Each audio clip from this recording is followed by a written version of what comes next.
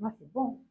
Alors, on se retrouve dans ma salle de bain. Je vais faire vite parce que j'ai pas beaucoup de batterie. Ici, j'ai déjà mis l'huile, hein, c'est un mélange d'huile que j'ai fait. Je ferai une prochaine vidéo pour vous montrer les différentes huiles que j'utilise pour pour faire mes bains d'huile. Ici, j'ai déjà mis, j'ai partagé en deux. Euh, et je vais faire la même chose de l'autre côté. Je partage toujours en deux. Quand j'avais pas beaucoup de cheveux, je partageais uniquement en trois. Donc, je partageais devant et le derrière. Et plus vous aurez des cheveux, plus vous aurez de volume, plus vous n'aurez pas d'autre choix que de partager plus pour vous faciliter la tâche. C'est ça qui va faire que vous allez apprendre à aimer vos cheveux parce que justement, vous allez vous allez apprendre à manipuler vos cheveux petit à petit, et tranquillement. On démêle avec les doigts. On ne peigne pas. On ne peigne pas. Je répète. Arrêtez de peigner vos cheveux à chaque fois, croyant que les cheveux vont devenir lisses. Vous avez déjà les cheveux crépus. Acceptez vos cheveux tels qu'elles sont. On ne peigne pas. On démêle avec les doigts. Les doigts. On passe bien comme ça. Si vous voyez une boucle quelque part, là par exemple, là, il y a une boucle, vous voulez la défaire, et voilà, il n'y a plus de boucle. On ne peigne pas. Ça ne sert à rien de peigner, le cheveu il restera toujours crépus. Si vous avez vraiment des nœuds ou que vous voulez vraiment enlever, vous cherchez le nœud avec vos doigts, comme ça. Là, tous les cheveux qui sont déjà cassés, ils vont tomber. Ils vont même pas rester. Vous voyez? Vous voyez? Ça ne va pas rester. Pourquoi ça va rester alors que c'est déjà cassé? Ça ne va pas rester. Alors que quand vous peignez, bon, je vais enlever ma bague, hein, alors que quand vous peignez, comme vous voyez là, j'ai fini de mixer bien mon mélange de masque. Il est très homogène, très doux.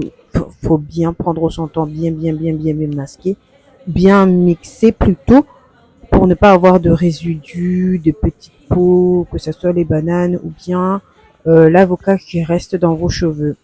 Là, on se retrouve dans ma salle de bain. Je suis en train d'appliquer le masque sur mes cheveux, comme vous voyez sur la vidéo.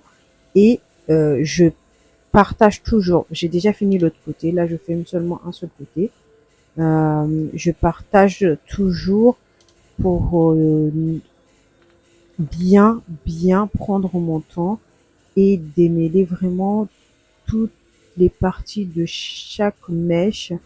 Je tire vraiment parce que généralement quand les cheveux sont en mauvaise santé, quand tu appliques un masque ou bien peu importe un produit, le cheveu il est tellement fragile en lui-même que il te suit et qu'il tombe tout seul. Donc là, c'est le moment où je profite pour peigner mes cheveux. Je ne peigne pas mes cheveux avant d'appliquer mon masque. Je peigne mes cheveux toujours en appliquant le masque parce que je sais que là, le cheveu, il a toutes les protéines dont il a besoin, toute la force. Il devient très légère et très souple, euh, très élastique. Donc, il est plus simple de peigner comme ça parce que tous les nœuds, ils partent tout seuls. Donc, tu risques de moins casser tes cheveux parce que tout simplement, tous les nœuds partent et il reste vraiment que les cheveux qui sont en bonne santé. Donc là, j'ai fini de peigner. Vous avez vu tout à l'heure, je vous ai montré, il n'y a aucune cheveux qui est tombé. Il n'y a rien, il n'y a pas de cheveux sur le peigne. Si j'avais fait l'erreur de peigner les cheveux alors que je n'avais pas encore mouillé mes cheveux, je n'avais pas encore appliqué le masque, le cheveu, comme il est très sec de nature, il allait se casser tout seul. C'est ça l'erreur qu'on fait d'habitude, que je faisais aussi avant de le comprendre, que le cheveu, il a besoin d'hydratation, il a besoin d'eau, il a besoin de protéines. Donc là, j'applique le derrière. Tous les cheveux qui sont déjà de mauvais état, euh, tous les pointes qui sont déjà cassées. Je rappelle que là, j'ai déjà coupé mes pointes. Donc là, il ne reste pas beaucoup de cheveux qui sont de mauvais état. Là, c'est que des cheveux en bonne santé. Donc tous les cheveux qui sont en mauvais état, généralement, ils tombent là. Ils tombent et des fois, ça fait mal au cœur, mais ça sert à rien de garder un cheveu qui est déjà cassé, qui est déjà en très très mauvais état et qui va engendrer d'autres casses, d'autres créations de nœuds. Donc là, je prends mon temps, je peigne encore, je fais le même processus que toute la tête. Je partage les parties, j'applique, je partage encore, je peigne en commençant par les pointes et je m'avance vers la racine. Je ne peigne pas directement en commençant par la racine pour sortir vers la longueur. Non, je commence d'abord par la longueur et je m'avance petit à petit vers la racine. Là, il m'en reste encore un peu. Étant donné qu'on est en train de faire une routine capillaire de intense, moi, comme je vous ai dit dans d'autres vidéos, j'ai décidé de faire des masques capillaires tous les 3 et 4 jours d'intervalle. Euh, Ça, c'est un masque hydratant qui va nourrir mes cheveux. Mais après, on va passer à d'autres masques qui vont favoriser la pousse. Et d'abord, c'est la santé et après, on s'occupera de la pousse. Je laisse poser pendant 30 minutes, voire plus. Et là, on se retrouve avec mon foulard. Là, j'étais partie chercher mon fils à l'école. J'avais mis un foulard.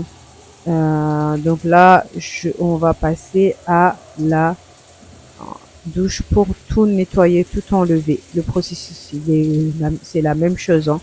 J'enlève partie par partie et ensuite je peigne parce que encore une fois, j'en profite vraiment que pendant le temps où je suis en train de faire les masques et je profite vraiment pour peigner mes cheveux, pour redonner la forme initiale à mes cheveux.